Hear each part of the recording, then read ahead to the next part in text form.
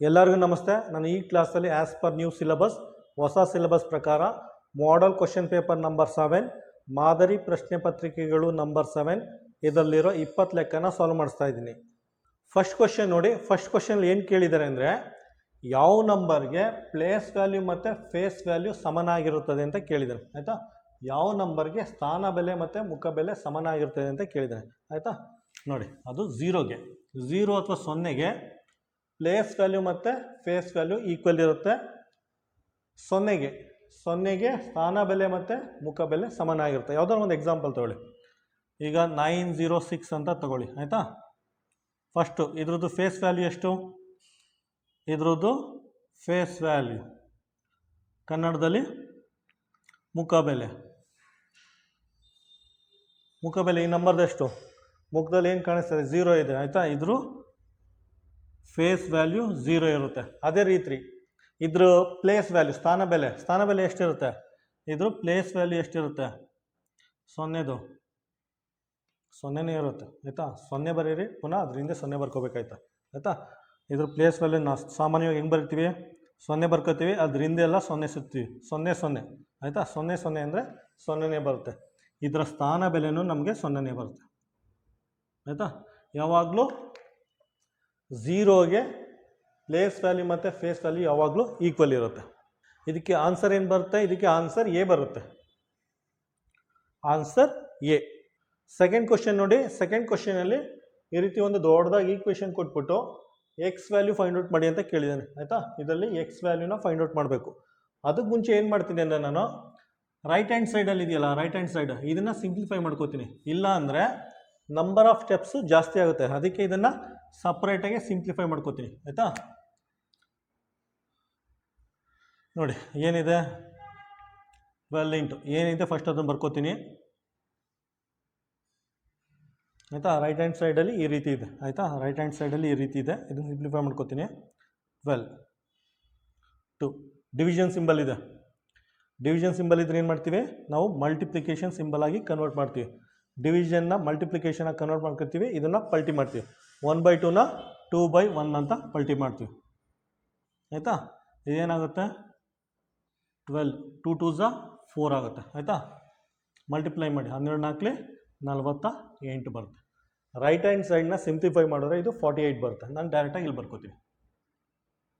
ಆಯಿತಾ, ಬರ್ಕೊಂಡೀಗ ಸಾಲ್ವ್ ಮಾಡ್ಕೊಂಡು ಬರ್ತೀನಿ. ಇದೇನಾಗುತ್ತೆ? ಆ್ಯಸ್ ಇಟ್ ಈಸ್, ಆದರೂ ಒಂದು ಸ್ಟೆಪ್ ಎಕ್ಸ್ಟ್ರಾ ಆಯಿತು. 23 minus 19 minus 15 minus X floor bracket ಇದೆ, ಬರ್ಕೊಳ್ಳಿ. ಆಯಿತಾ, ಈಗೇನು ಮಾಡಿ 35ನ ಆ ಕಡೆ ತೊಗೋತೀನಿ. 35ನ ಆ ಕಡೆ ತೊಗೊಂಡ್ರೆ ಏನಾಗುತ್ತೆ? 35ನ ಆ ಕಡೆ ತೊಗೊಂಡ್ರೆ 48 ಮೈನಸ್ ಆಗುತ್ತೆ. ಪ್ಲಸ್ 35 ಆ ಕಡೆ ಹೋದರೆ ಮೈನಸ್ 35 ಆಗುತ್ತೆ. ಆಯಿತಾ, ಮೈನಸ್ 35 ಆಗುತ್ತೆ. ಸಿಂಪ್ಲಿಫೈ ಮಾಡಿದ್ರೆ ಏನಾಗುತ್ತೆ? 13 ಆಗುತ್ತೆ. 8ರಲ್ಲಿ 5 ಕಳೆದ್ರೆ 3 ಆಗುತ್ತೆ. 4ರಲ್ಲಿ 3 ಕಳೆದ್ರೆ 1 ಆಗುತ್ತೆ. ಇದನ್ನು ಮೈನಸ್ ಮಾಡೋ ಆನ್ಸರ್ ಬರುತ್ತೆ. ಆಯಿತಾ, ಇಲ್ಲೇನು ಉಳ್ಕೊತು? ಇಲ್ಲಿ ಮೈನಸ್ 23 19 ಮೈನಸ್ 15 ಮೈನಸ್ ಎಕ್ಸ್. ಆಯಿತಾ, ಎಷ್ಟು ಉಳ್ಕೋತು? ಮೈನಸ್ 35 ಆ ಕಡೆ ಹೋಗಿದೆ. ಆಯಿತಾ, ನೆಕ್ಸ್ಟ್ ನೋಡಿ, ಸೈನ್ನ ಒಳಗಡೆ ತಗೋತೀನಿ. ಇದೇನಾಗುತ್ತೆ? ಮೈನಸ್ 23 ಆಗುತ್ತೆ. ಮೈನಸ್ 23 ಆಗುತ್ತೆ. ಮೈನಸ್ ಇಂಟು ಮೈನಸ್ ಏನಾಗುತ್ತೆ? ಪ್ಲಸ್ ಆಗುತ್ತೆ. ಇದೇನಾಗುತ್ತೆ? 19 ಮೈನಸ್ 15 ಮೈನಸ್ ಎಕ್ಸ್ ಆಗುತ್ತೆ. ಆಯಿತಾ, ಇದು ನೀಟಾಗಿ ಬರ್ಕೋತೀನಿ. ಈಕ್ವಲ್ ಟು 48ರಲ್ಲಿ 35 ಕಳೆದ್ರೆ 13. ಇದನ್ನು ಬರ್ಕೊಳ್ತೀನಿ. ಅದಾದಮೇಲೆ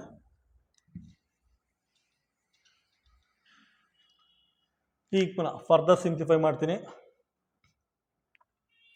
ನೋಡಿ, ಇಲ್ಲೇನಾಗುತ್ತೆ? ಮೈನಸ್ 23 ಆ ಕಡೆ ಹೋಗುತ್ತೆ. ಮೈನಸ್ 23 ಆ ಕಡೆ ಹೋದರೆ ಏನಾಗುತ್ತೆ? 13 ಇದೆ. ಆ್ಯಸ್ ಇಟ್ ಈಸ್ ಬರ್ಕೊಂಡಿದ್ದೀವಿ. ಮೈನಸ್ 23 ಆ ಕಡೆ ಹೋದರೆ ಪ್ಲಸ್ 23 ಆಗುತ್ತೆ. ಆಯಿತಾ, ಪ್ಲಸ್ 23 ಆಗುತ್ತೆ. ಇಲ್ಲೇನು ಉಳ್ಕೊತ್ತೆ? ಇದು 19 ಮೈನಸ್ 15 ಮೈನಸ್ ಎಕ್ಸ್ ಉಳ್ಕೊಳ್ಳುತ್ತೆ. ಇಷ್ಟೇ ಉಳ್ಕೊಳ್ಳೋದು. ಆಯಿತಾ, ರೈಟ್ ಹ್ಯಾಂಡ್ ಸೈಡ್ನ ಆ್ಯಡ್ ಮಾಡಿ 6 ಆಗುತ್ತೆ. 2 1 3 ಆಗುತ್ತೆ. 36 ಆಗುತ್ತೆ. ಆಯಿತಾ, ನೆಕ್ಸ್ಟು ಇದೇನಾಗುತ್ತೆ? ಮೈನಸ್ 15 ಮೈನಸ್ ಎಕ್ಸ್ ಆಗುತ್ತೆ. ಪುನಃ ಬರ್ಕೊಳ್ಳಿ. 19 minus 15 minus x as it is ಬರ್ಕೊಂಡಿದ್ದೀನಿ ಆಯಿತಾ. ನೆಕ್ಸ್ಟ್ ನೋಡಿ 15 ಮೈನಸ್ ಎಕ್ಸ್ ಆ ಕಡೆ 36 ಮೈನಸ್ 19 ಆಗುತ್ತೆ. 19 ಆ ಕಡೆ ಹೋದ್ರೆ ಮೈನಸ್ 19 ಆಗುತ್ತೆ ಆಯಿತಾ. ಸಿಂಪ್ಲಿಫೈ ಮಾಡಿದ್ರೆ ಏನು ಬರುತ್ತೆ, 36ಅಲ್ಲಿ 19ನ ಸಿಂಪ್ಲಿಫೈ ಮಾಡಿದ್ರೆ 17 ಆಗುತ್ತೆ. ರೈಟ್ ಹ್ಯಾಂಡ್ ಸೈಡ್ 17 ಆಗುತ್ತೆ, ಮೈನಸ್ ಒಳಗಡೆ ತಗೊಳ್ಳಿ, ಮೈನಸ್ 15 ಆಗುತ್ತೆ, plus minus into minus plus ನೋಡಿ ಮೈನಸ್ 15 ಆಗುತ್ತೆ, minus into minus plus x ಆಗುತ್ತೆ ಆಯಿತಾ. ಈಗ x equal to 17 as it is ಬರ್ಕೊಂಡಿದ್ದೀನಿ, ಮೈನಸ್ 15 ಆ ಕಡೆ ಹೋದರೆ ಪ್ಲಸ್ 15 ಆಗುತ್ತೆ ಆಯಿತಾ. ಈಗ ಆ್ಯಡ್ ಮಾಡಿ 5 5 10 12ಕ್ಕೆ 2 1 ಕ್ಯಾರಿ ಆಗುತ್ತೆ 3 ಆಗುತ್ತೆ. ಎಕ್ಸ್ ವ್ಯಾಲ್ಯೂ ಏನು ಬರುತ್ತೆ 32 ಬರುತ್ತೆ ಆಯಿತಾ. ಎಕ್ಸ್ ವ್ಯಾಲ್ಯೂ 32 ಬರುತ್ತೆ. ಆನ್ಸರ್ ಏನು ಬರುತ್ತೆ, ಆನ್ಸರ್ ಎ. ಕ್ವಶನ್ ನಂಬರ್ 3 ನೋಡಿ. ಕ್ವಶನ್ ನಂಬರ್ 3ಅಲ್ಲಿ ಏನು ಕೊಟ್ಟಿದ್ದಾರೆ ಅಂದರೆ, ಒಂದು ಸ್ಕೂಲಲ್ಲಿ 97%, ಒಂದು ಸ್ಕೂಲಲ್ಲಿ 97% ಸ್ಟೂಡೆಂಟು ಪ್ರೆಸೆಂಟ್ ಇದ್ದಾರಂತೆ ಆಯಿತಾ. ಒಂದು ಸ್ಕೂಲಲ್ಲಿ 97% ಸ್ಟೂಡೆಂಟು ಪ್ರೆಸೆಂಟ್ ಇದ್ದಾರಂತೆ ಆಯಿತಾ. ಟೋಟಲ್ ನಂಬರ್ ಸ್ಟೂಡೆಂಟು ಎಕ್ಸ್ ಅಂತ ತಗೊಳ್ಳೋಣ, ಇಷ್ಟೇ ಕೊಟ್ಟಿರೋದು. ಅದಾದಮೇಲೆ ಆಬ್ಸೆಂಟ್ ಎಷ್ಟು ಜನ ಇದ್ದಾರೆ, ಆಬ್ಸೆಂಟ್ ಅವ್ರು ಕೊಟ್ಟಿಲ್ಲ, 100%ಅಲ್ಲಿ 97% ಪ್ರೆಸೆಂಟು ಅಂದರೆ 3% ಸ್ಟೂಡೆಂಟು ಆಬ್ಸೆಂಟ್ ಇರ್ತಾರೆ ಆಯಿತಾ. 97% ಪ್ರೆಸೆಂಟ್ ಇದ್ದರೆ 3% ಆಬ್ಸೆಂಟ್ ಇರ್ತಾರೆ, ಟೋಟಲಾಗಿ 100% ಆಗುತ್ತೆ ಆಯಿತಾ. 3% ಆಬ್ಸೆಂಟ್ ಇರ್ತಾರೆ. ಈಗ ನೆಕ್ಸ್ಟ್ ಏನು ಕೊಟ್ಟಿದ್ದಾರೆ ಅಂದರೆ, ಆಬ್ಸೆಂಟು 18 ಸ್ಟೂಡೆಂಟ್ಸ್ ಇದ್ದಾರೆ ಅಂತೆ ಆಯಿತಾ. ತರಗತಿಗೆ ಗೈರು ಹಾಜರಾದವರ ಸಂಖ್ಯೆ 18 ಅಂತ ಕೊಟ್ಟಿದ್ದಾರೆ ಆಯಿತಾ. 18 ಸ್ಟೂಡೆಂಟು ಆಬ್ಸೆಂಟ್ ಅಂತ ಕೊಟ್ಟಿದ್ದಾರೆ ನೋಡಿ, 18 ಸ್ಟೂಡೆಂಟು ಆಬ್ಸೆಂಟ್ ಅಂತೆ ಆಯಿತಾ. ಆಬ್ಸೆಂಟು 3% ಇದ್ದಾರೆ, 18 ಸ್ಟೂಡೆಂಟು ಆಬ್ಸೆಂಟ್ ಇದ್ದಾರಂತೆ ಆಯಿತಾ. ಇದನ್ನು ಈ ರೀತಿ ಬರ್ಕೊಳ್ಳಿ, 15 ಸ್ಟೂಡೆಂಟು ಆಬ್ಸೆಂಟ್ ಅಂತೆ, 15 ಸ್ಟೂಡೆಂಟ್ ಅಂದರೆ ಕ್ಲಾಸಲ್ಲಿ 3% ಸ್ಟೂಡೆಂಟು ಆಬ್ಸೆಂಟ್ ಅಂತೆ. ಇದನ್ನು ಸಿಂಪ್ಲಿಫೈ ಮಾಡಿ, 3/100 3% ಎಕ್ಸ್ ಈಕ್ವಲ್ ಟು 18 ಆಯಿತಾ.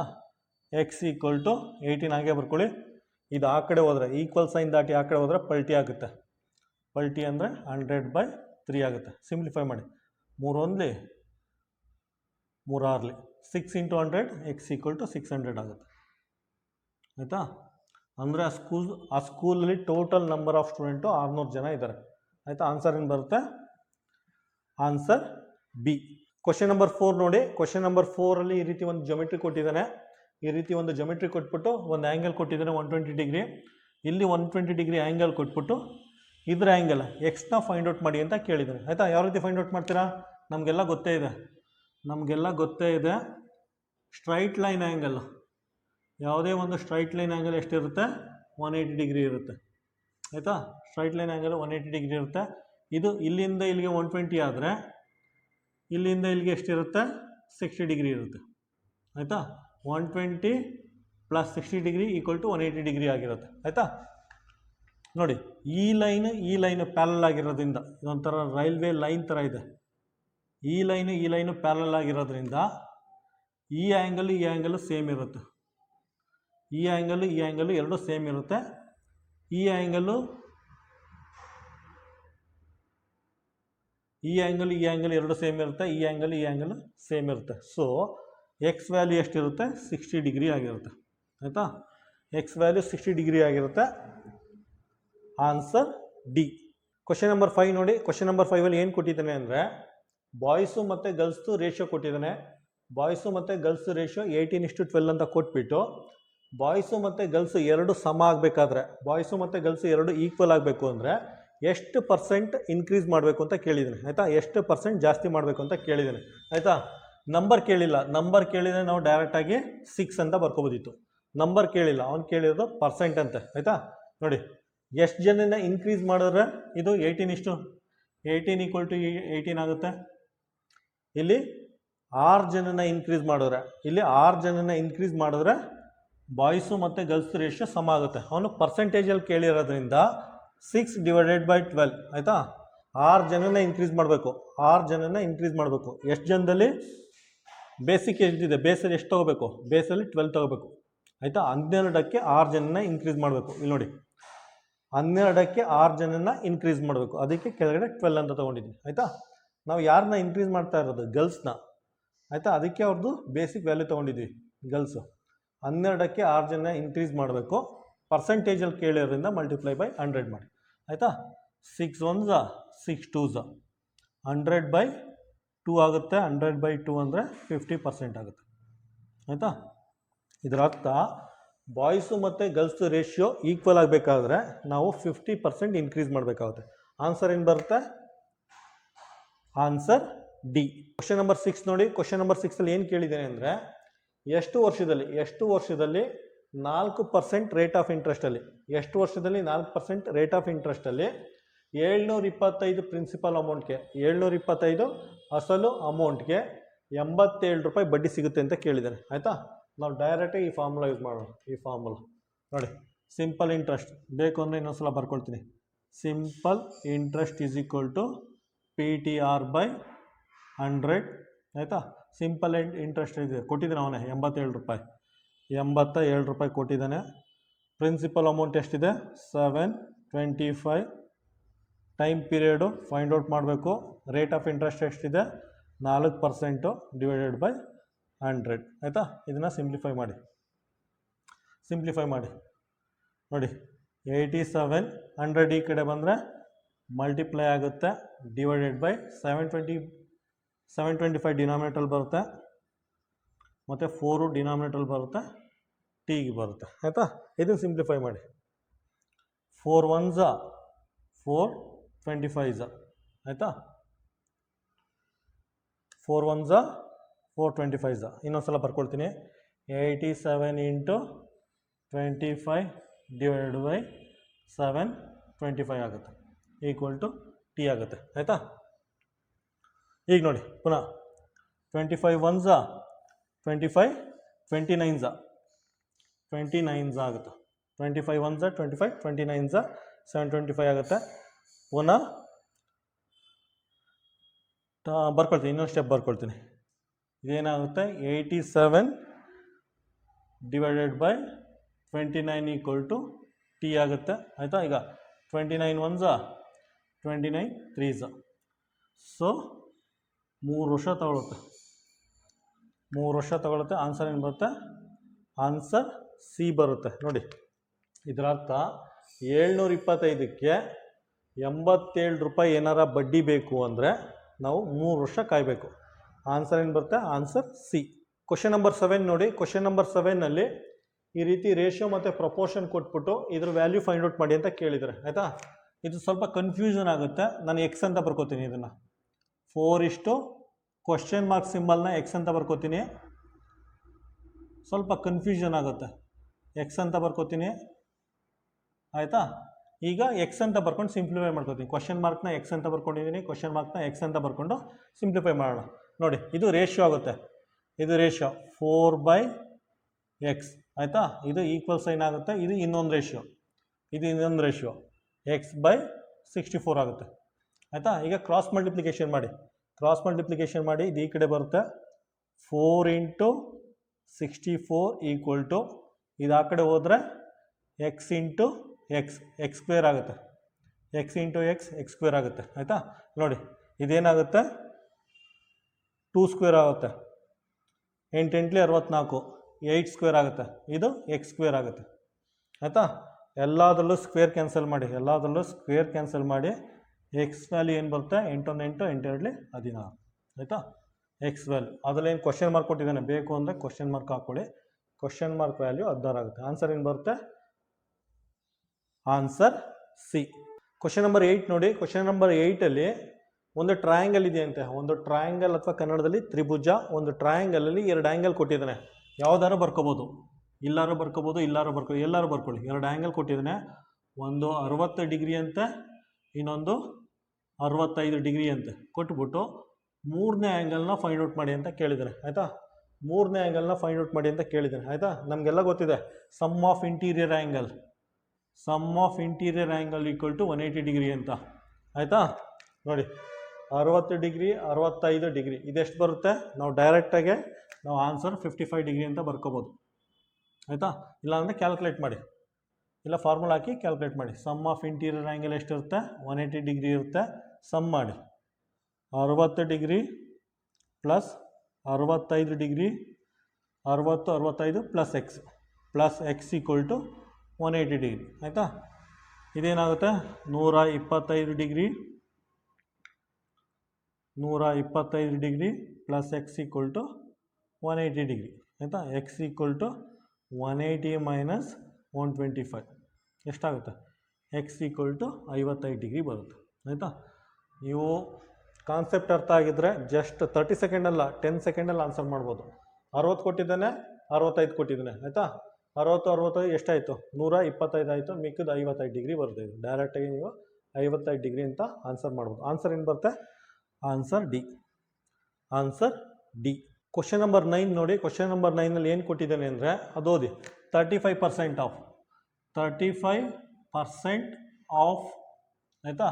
35% of which number, 35% of which number is 63 ಆಯಿತಾ.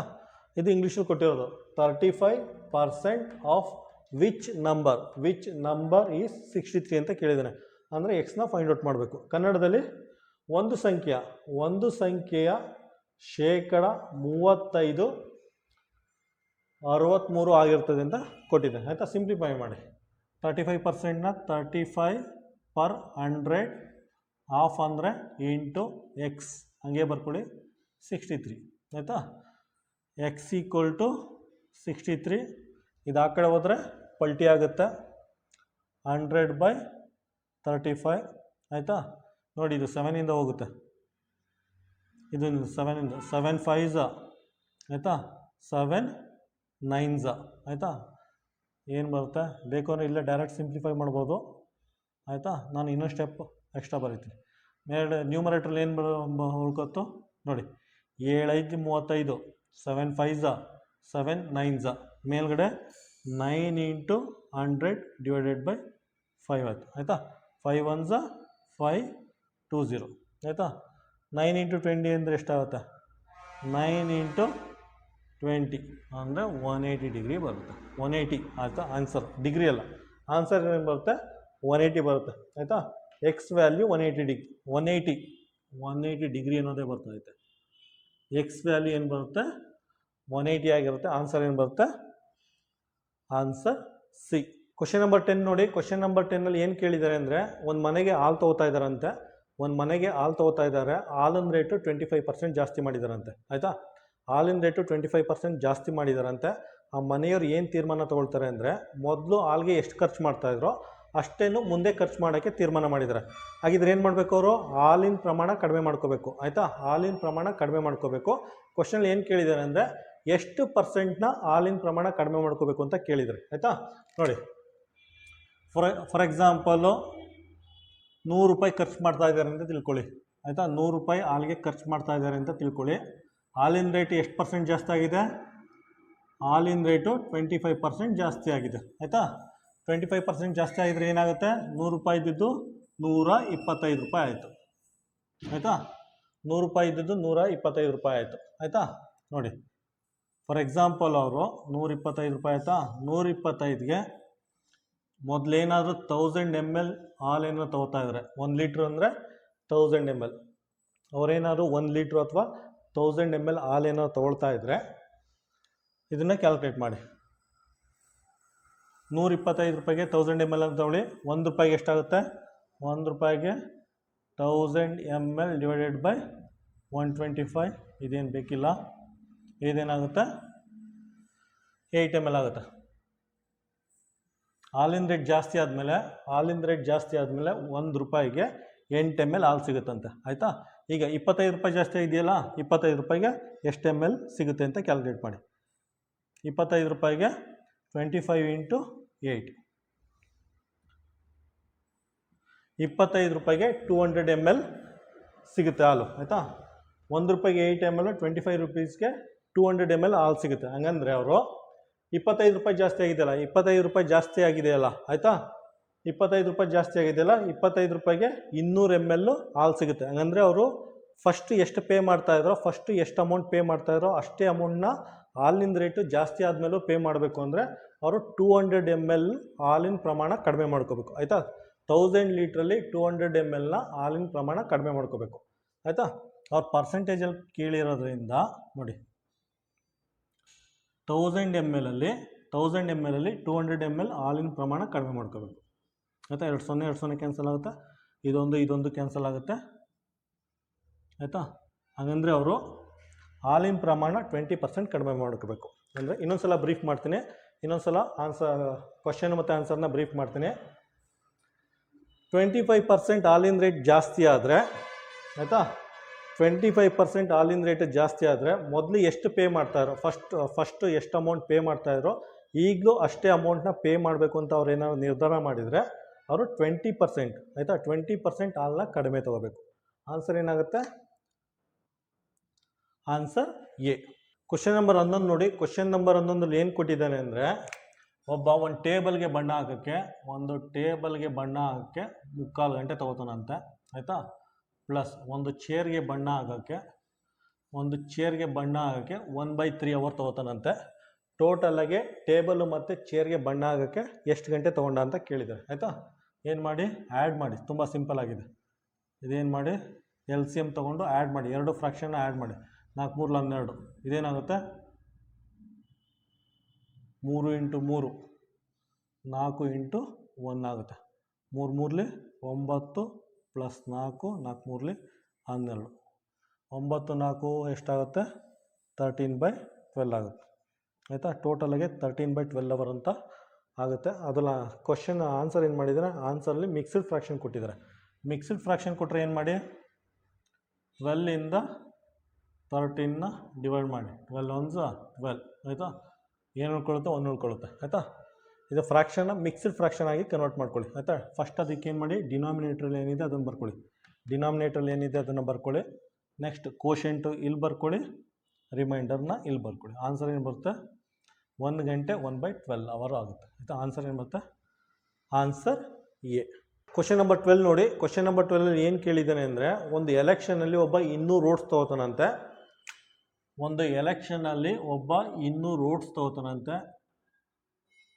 200 ವೋಟ್ಸ್ ತೊಗೋತಾನಂತೆ. ಆ ವೋಟ್ಸು 25% ಆಫ್ ಪೋಲ್ಡ್ ವೋಟ್ಸ್ ಅಂತೆ. ಹಾಗಂದರೆ ಚಲಾವಣೆಯಾದ ಒಟ್ಟು ಮತಗಳಲ್ಲಿ ಅದು 25% ವೋಟ್ಸ್ ಅಂತೆ ಆಯಿತಾ, ಮತಗಳಂತೆ. ಹಾಗಿದ್ದರೆ ಚಲಾವಣೆಯಾದ ಒಟ್ಟು ಮತಗಳೆಷ್ಟು ಅಂತ ಕೇಳಿದ್ದಾರೆ ಆಯಿತಾ. ಅಂದರೆ ಟೋಟಲ್ ಎಷ್ಟು ಜನ ವೋಟ್ ಮಾಡಿದರು ಅಂತ ಕೇಳಿದ್ದಾರೆ. ಇದನ್ನು ಸಿಂಪ್ಲಿಫೈ ಮಾಡಿ. 25% ಇದೆ, % ಇದೆ, ಹಾಫ್ ಅಂದರೆ ಇಂಟು ಮಾರ್ಕು, ಎಕ್ಸ್ ಅಂದರೆ ಎಕ್ಸ್ ಬರ್ಕೊಳ್ಳಿ, ಈ ಕಡೆ 200 ಬರ್ಕೊಳ್ಳಿ ಆಯಿತಾ.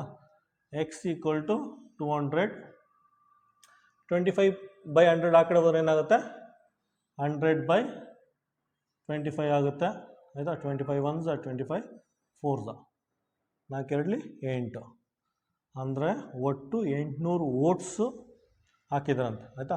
Total number of polled vote = 800 ಆಯಿತಾ. ಚಲಾವಣೆಯಾದ ಒಟ್ಟು ಮತ 800 ಅಂತೆ, 800. ಆನ್ಸರ್ ಏನು ಬರುತ್ತೆ? Answer D.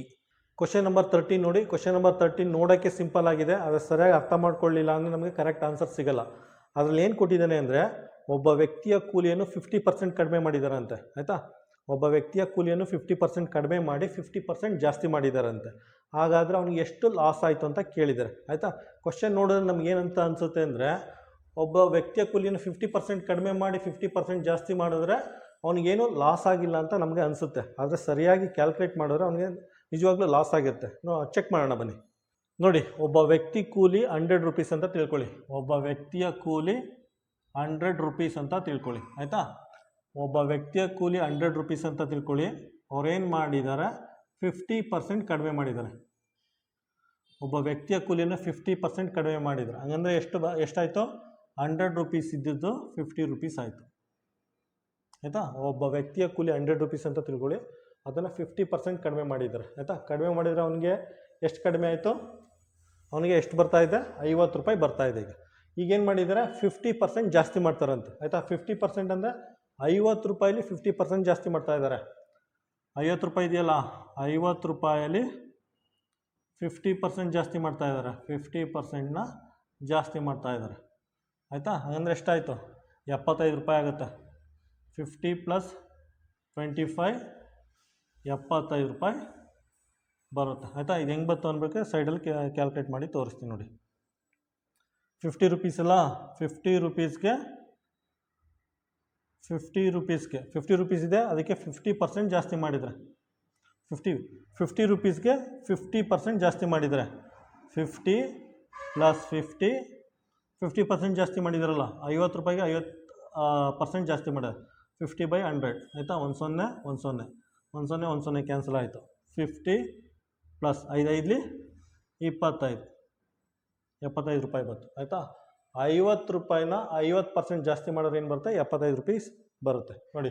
ಅವನಿಗೆ ಎಷ್ಟು ಕೂಲಿ ಬರ್ತಾ ಇದ್ದು, 100 ರೂಪಾಯಿ. ಈಗ ಎಷ್ಟು ಬರ್ತಾಯಿದೆ ಅವನಿಗೆ, 50% ಕಡಿಮೆ ಮಾಡಿ ಈಗ 75 ರೂಪಾಯಿ ಬರ್ತದೆ. 100 ರೂಪಾಯಿನ 50% ಕಡಿಮೆ ಮಾಡಿ 50% ಜಾಸ್ತಿ ಮಾಡಿದ್ರೆ 100 ರೂಪಾಯಿ ಇದ್ದದ್ದು ಅವನಿಗೆ 75 ರೂಪಾಯಿ ಬರ್ತದೆ. ಲಾಸ್ ಎಷ್ಟಾಯಿತು ಅವನಿಗೆ, ಲಾಸ್ ಅವನಿಗೆ 25 ರೂಪಾಯಿ ಆಯಿತು. 25 ರೂಪೀಸ್ ಲಾಸ್ ಆಯಿತು. ಅವನೇನೋ ಪರ್ಸೆಂಟೇಜ್ ಕೇಳಿದ್ರೆ ಏನು ಮಾಡ್ತೀರಾ, 25 ರೂಪಾಯಿ ಲಾಸ್ ಆಯಿತು. ಎಷ್ಟಕ್ಕೆ, 100 ರೂಪಾಯಿಗೆ 25 ರೂಪಾಯಿ ಲಾಸ್ ಆಯಿತು. ಇಂಟು 100 100 ಕ್ಯಾನ್ಸಲ್ ಆಗುತ್ತೆ, 25% ಬರುತ್ತೆ ಆಯಿತಾ. ಅವನಿಗೆ 25% ಲಾಸ್ ಆಗಿದೆ. ಆನ್ಸರ್ ಏನು ಬರುತ್ತೆ, answer B. Answer B. Question number 14 ನೋಡಿ. ಕ್ವಶನ್ ನಂಬರ್ 14 ಏನು ಕೇಳಿದ್ದಾನೆ ಅಂದರೆ, ಈ ಡೆಸಿಮಲ್ ನಂಬರಲ್ಲಿ ಬಿಗ್ಗೆಸ್ಟ್ ಮತ್ತು ಸ್ಮಾಲೆಸ್ಟ್ನ ಐಡೆಂಟಿಫೈ ಮಾಡಬೇಕಂತೆ. ಈ ಡೆಸಿಮಲ್ ನಂಬರಲ್ಲಿ ಬಿಗ್ಗೆಸ್ಟ್ ಮತ್ತು ಸ್ಮಾಲೆಸ್ಟ್ ನಂಬರ್ನ ಐಡೆಂಟಿಫೈ ಮಾಡಿಬಿಟ್ಟು ಅದ್ರ ಸಮ್ ಫೈಂಡ್ ಔಟ್ ಮಾಡಿ ಅಂತ ಕೇಳಿದ್ದಾರೆ ಆಯಿತಾ. ಸಮ್ ಅಂದರೆ ಅದ್ರ ಮೊತ್ತ ಫೈಂಡ್ ಔಟ್ ಮಾಡಬೇಕಂತೆ. ಬಿಗ್ಗೆಸ್ಟ್ ನಂಬರ್ ಯಾವುದಿದೆ, ಬಿಗ್ಗೆಸ್ಟ್ ನಂಬರ್ ಯಾವುದಿದೆ ನೋಡಿ, ಎಲ್ಲ 20 20 20 ಇದೆ ಆಯಿತಾ. ಆಯಿತಾ, ಇದು ನೋಡಿ ಎಲ್ಲ 20 ಇದೆ, ಸೇಮ್ ಇದೆ. ನೆಕ್ಸ್ಟ್ ನೋಡಿ ಈ ಲೈನ್ ನೋಡಿ, ಬಿಗ್ಗೆಸ್ಟ್ ನಂಬರ್ ಯಾವುದಿದೆ ಅಂತ ನಿಮಗೆ ಗೊತ್ತಾಗುತ್ತೆ ಈ ನಂಬರಲ್ಲಿ ಆಯಿತಾ. ಇದು ಬಿಗ್ಗೆಸ್ಟ್ ನಂಬರ್ ಆಗುತ್ತೆ 20.80. ಇದು ಬಿಗ್ಗೆಸ್ಟ್ ನಂಬರ್ ಆಗುತ್ತೆ 20.80 ಬಿಗ್ಗೆಸ್ಟ್ ನಂಬರ್ ಆಗುತ್ತೆ. ಸ್ಮಾಲೆಸ್ಟ್ ನಂಬರ್ ಯಾವುದಾಗುತ್ತೆ, ಸ್ಮಾಲೆಸ್ಟ್ ನಂಬರ್ ಒನ್ಸ್ ಅಗೇನ್ ಇದೇ ಲೈನ್ ನೋಡಿ, ಸ್ಮಾಲ್ ಯಾವುದಿದೆ ಇದು ಬರ್ತಾ ಇದೆ 20.14 ಆಯಿತಾ. ಇದ್ರದ್ದು ಸಮ್ ಫೈಂಡ್ ಔಟ್ ಮಾಡಬೇಕಂತೆ 20.14. ಇದ್ರ ಸಮ್ ಫೈಂಡ್ ಔಟ್ ಮಾಡಬೇಕಂತೆ. 4 8 1 9 20 20 40 20.94 ಅಂತೆ. ಆನ್ಸರ್ ಡಿ ಬರುತ್ತೆ, answer D.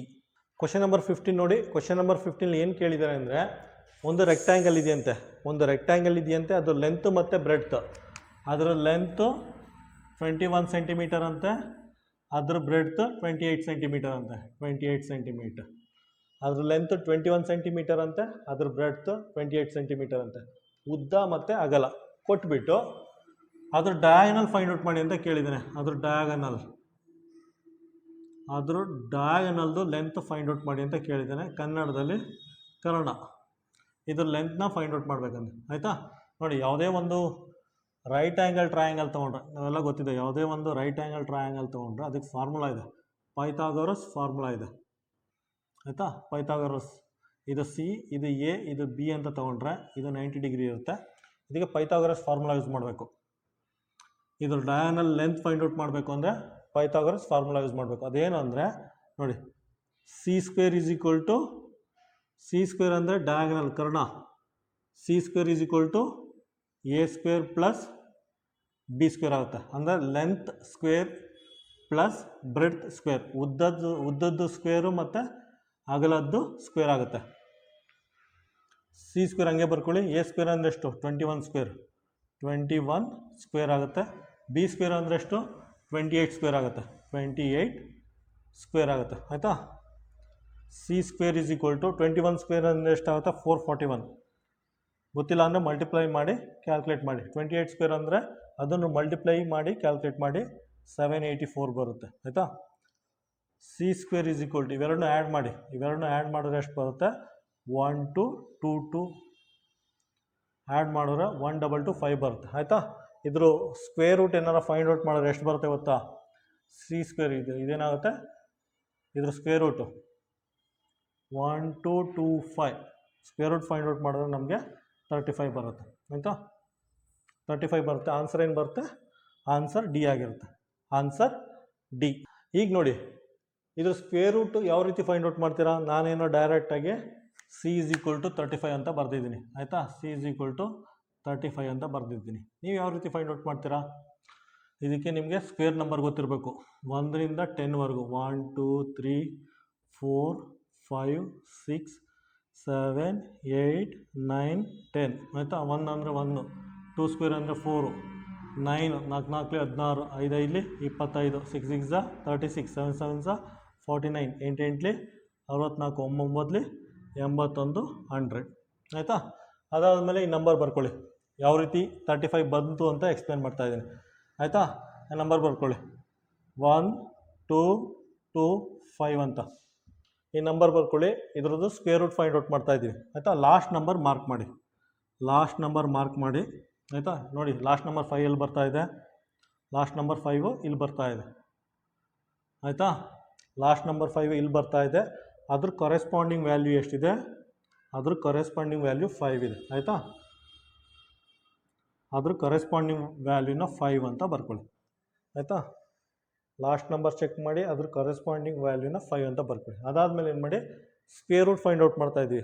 Square root find out ಮಾಡ್ತಾ ಇರೋದ್ರಿಂದ ಇವೆರಡು ನಂಬರ್ನ ಕಾಟ್ ಮಾಡಿ, ಎರಡು ನಂಬರ್ನ ಕಾಟ್ ಮಾಡಿ ಈ ನಂಬರ್ ಎಲ್ಲಿ ಬರ್ತಾ ಇದೆ ಅಂತ ಚೆಕ್ ಮಾಡಿ.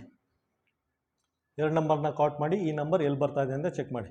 ಈ ನಂಬರ್ ಇವೆರಡರ ಮಧ್ಯೆ ಬರ್ತಾ ಇದೆ ನೋಡಿ, 12 ಇಲ್ಲಿ ಬರ್ತಾ ಇದೆ, ನಂಬರ್ 12 ಇವೆರಡು ನಂಬರ್ ಮಧ್ಯೆ ಬರ್ತಾ ಇದೆ. 9 ಮತ್ತು 16ರ ನಡುವೆ ಬರ್ತಾ ಇದೆ. ಇದರಲ್ಲಿ ಚಿಕ್ಕ ನಂಬರ್ ಯಾವುದು, ಚಿಕ್ಕ ನಂಬರ್ ಇದು ಸ್ಮಾಲೆಸ್ಟ್ ನಂಬರು 9 ಆಯಿತಾ. ಅದ್ರ ಕರೆಸ್ಪಾಂಡಿಂಗ್ ವ್ಯಾಲ್ಯೂ ತೊಗೊಳ್ಳಿ. ಸ್ಮಾಲೆಸ್ಟ್ ನಂಬರ್ 9, ಅದ್ರ ಕರೆಸ್ಪಾಂಡಿಂಗ್ ವ್ಯಾಲ್ಯೂ 3 ಇರುತ್ತೆ ಆಯಿತಾ. 3 ಅಂತ ಬರ್ಕೊಳ್ಳಿ ಇಲ್ಲಿ ಆಯಿತಾ. ನೋಡಿ ಸಿಂಪಲ್, ಇಲ್ಲಿ 3 ಇದೆ, ಇಲ್ಲಿ 5 ಇದೆ ಆಯಿತಾ. 35 ಅಂತ ಹೇಳ್ಬೋದು. 1225 ಸ್ಕ್ವೇರ್ ರೂಟು 35 ಅಂದ್ಬಿಟ್ಟು ಈ ರೀತಿ ನೀವು ಪ್ರಾಕ್ಟೀಸ್ ಆದರೆ ಜಸ್ಟ್ ಒಂದು 30 ಸೆಕೆಂಡಿಂದ 60 ಸೆಕೆಂಡಲ್ಲಿ ಈ ರೀತಿ ಕಂಪ್ಲೀಟ್ ಮಾಡ್ಕೋಬೋದು ಆಯಿತಾ. ಇದ್ರ ಸ್ಕ್ವೇರ್ ರೂಟ್ ಏನಾಗುತ್ತೆ, 1225 ಸ್ಕ್ವೇರ್ ರೂಟು 35 ಬರುತ್ತೆ. ಆನ್ಸರ್ ಏನು ಬರುತ್ತೆ, answer D, answer D. Question number 16 ನೋಡಿ. ಕ್ವಶನ್ ನಂಬರ್ 16 ಏನು ಕೊಟ್ಟಿದ್ದಾನೆ ಅಂದರೆ, ಎ ಮತ್ತು ಬಿದು ರೇಷಿಯೋ ಕೊಟ್ಟಿದ್ದಾನೆ. ಎ ಮತ್ತು ಬಿದು ರೇಷಿಯೋ 4:5, ಎ ಮತ್ತು ಬಿದು ರೇಷಿಯೋ 4:5 ಇದೆ. ಅದಾದಮೇಲೆ ಬಿ ಮತ್ತು ಸಿದು ರೇಷಿಯೋ ಕೊಟ್ಟಿದ್ದಾನೆ. ಬಿದು ಮತ್ತು ಸಿದು ರೇಷಿಯೋ 2:3 ಅಂತ ಇದೆ. ಅದಾದಮೇಲೆ ಏನು ಕೊಟ್ಟಿದ್ದಾನೆ ಅಂದರೆ, ಎ ಹತ್ರ 800 ರೂಪೀಸ್ ಇದೆಯಂತೆ, ಅಥವಾ ಎ ವ್ಯಾಲ್ಯೂ 800 ಅಂತೆ, ಸಿ ವ್ಯಾಲ್ಯೂ ಎಷ್ಟು ಅಂತ ಫೈಂಡ್ ಔಟ್ ಮಾಡಿ ಅಂತ ಕೇಳಿದ್ದೀನಿ ಆಯಿತಾ. ತುಂಬ ಸಿಂಪಲ್ಲಾಗಿದೆ, ತುಂಬ ಸಿಂಪಲ್ಲಾಗಿದೆ. ಈಗ ಏನು ಮಾಡಿ ಅಂದರೆ, ಒಂದು ಲೈನ್ ಹಾಕ್ಕೊಳ್ಳಿ ಆಯಿತಾ. ಬೇಕು ಅಂದರೆ ಇನ್ನೊಂದ್ಸಲ ಬರ್ಕೋತೀನಿ ನೋಡಿ. 4:5 2:3 ಬರ್ಕೋಬೇಕಾದ್ರೆ ಈ ರೀತಿ ಬರ್ಕೊಳ್ಳಿ ಆಯಿತಾ, ಬೇಗ ಸಾಲ್ವ್ ಮಾಡ್ಬೋದು. ನೋಡಿ 5 ಇದೆ ಅಲ್ವಾ, 5ನ ಈ ಕಡೆ ರಿಪೀಟ್ ಮಾಡಿ, 5ನ ಈ ಕಡೆ ರಿಪೀಟ್ ಮಾಡಿ. ಅದೇ ರೀತಿ 2 ಇದೆ ಅಲ್ವಾ, 2ನ ಈ ಕಡೆ ರಿಪೀಟ್ ಮಾಡಿ, 2 ಅಂತ ಬರ್ಕೊಳ್ಳಿ ಆಯಿತಾ. 2 ಅಂತ ಬರ್ಕೊಳ್ಳಿ. ಪುನಃ ಮಲ್ಟಿಪ್ಲೈ ಮಾಡಿ, ಇದನ್ನ ಮಾಡಿ. 4 2s 8x ಆಯಿತಾ. Next 5 2s 10x. Next 5 3s ಇವೆರಡನ್ನು ಮಲ್ಟಿಪ್ಲೈ ಮಾಡಿ, 5 3s 15x ಆಯಿತಾ. ಎ ವ್ಯಾಲ್ಯೂ ಕೊಟ್ಟಿದ್ದಾನೆ, ಇದೇನಿದೆ A:B:C ಅಂತ ಆಯಿತಾ. ಎ ವ್ಯಾಲ್ಯೂ ಕೊಟ್ಟಿದ್ದಾನೆ. A value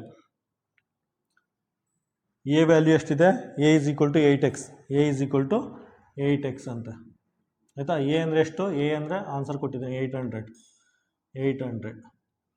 8x. ಸಿಂಪ್ಲಿಫೈ ಮಾಡಿ, x = 100 ಬರುತ್ತೆ ಆಯಿತಾ. ಸಿ ವ್ಯಾಲ್ಯೂ ಕೇಳಿರೋದ್ರಿಂದ C = 15x ಅಂತ ತಗೊಳ್ಳಿ. ಅವನೇನಾದ್ರು ಬಿ ಕೇಳಿದರೆ B = 10x ಅಂತ ತೊಗೋಬೇಕಿತ್ತು ಆಯಿತಾ. ಸಿ ಕೇಳಿರೋದ್ರಿಂದ C = 15x ಅಂತ ತಗೊಳ್ಳಿ. C = 15, x ಅಂದರೆ ಎಷ್ಟು, x ಅಂದರೆ 100 ಆಯಿತಾ. C = 1500 ಆಗುತ್ತೆ. C = 1500 ಆಗುತ್ತೆ. ಆನ್ಸರ್ ಏನು ಬರುತ್ತೆ, ಆನ್ಸರ್ ಸಿ. ಕ್ವಶನ್ ನಂಬರ್ 17 ನೋಡಿ. ಕ್ವಶನ್ ನಂಬರ್ 17 ಏನು ಕೇಳಿದ್ದಾನೆ ಅಂದರೆ, ಆ ಕ್ವಶನ್ ನೋಡಿದ ತಕ್ಷಣ ಗೊತ್ತಾಗುತ್ತೆ. ಆ ಕ್ವಶನ್ ನೋಡಿದ ತಕ್ಷಣ ಅಥವಾ ಆ್ಯಾವ್ರೇಜ್ ಅಥವಾ ಸರಾಸರಿಗೆ ಸಂಬಂಧಪಟ್ಟ ಲೆಕ್ಕ ಅಂತ, ಅದು ನೋಡಿದ ತಕ್ಷಣ ನೀವು ಈ ರೀತಿ ಫಾರ್ಮುಲಾ ಬರ್ಕೊಳ್ಳಿ. ಫಾರ್ಮುಲಾ ಬರ್ಕೊಂಡು ನೋಡಿ ಏನು ಕೇಳಿದ್ದಾರೆ. The average of 4 number is 30. The average of 4 number is 30. Average ಕೊಟ್ಟಿದ್ದಾನೆ. ಆವ್ರೇಜ್ ಆಫ್ 4 ನಂಬರ್ ಈಸ್ 30 ಆಯಿತಾ. 4 ನಂಬರ್ ಅಂತ A+B+C+D ಅಂತ 4 ನಂಬರ್ ಬರ್ಕೊಳ್ಳಿ ಆಯಿತಾ. ನಂಬರ್ ಎಷ್ಟಿದೆ, 4 ಇದೆ ನೋಡಿ. 4 ನಂಬರ್ 4 ಅಂಕೆಗಳ ಸರಾಸರಿ 30 ಅಂತೆ. 1 2 3 4 4 ಅಂಕೆಗಳದ್ದು ಸರಾಸರಿ 4 ಅಂಕೆಗಳ ಸರಾಸರಿ 30 ಇದೆ. ಟೋಟಲ್ ನಂಬರ್ ಎಷ್ಟಿದೆ? 4 ಇದೆ. ಅದರ ಆವ್ರೇಜು 30 ಇದೆ. ಆಯಿತಾ? ನೆಕ್ಸ್ಟ್ ಏನು ಕೊಟ್ಟಿದ್ದಾನೆ? ನೆಕ್ಸ್ಟ್ ಸೆಂಟೆನ್ಸಲ್ಲಿ if the sum of first three number ಕೊಟ್ಟಿದ್ದಾನೆ. ಆಯಿತಾ?